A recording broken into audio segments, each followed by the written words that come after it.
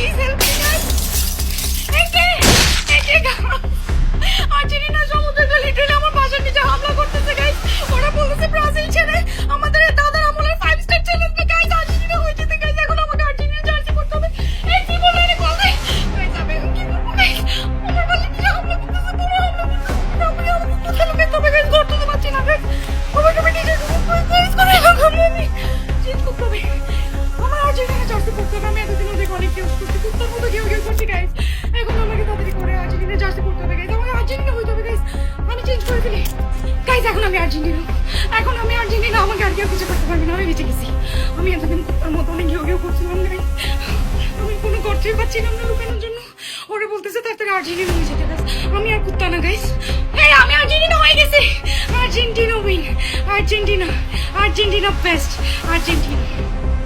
অনেক কেউ করতেছে।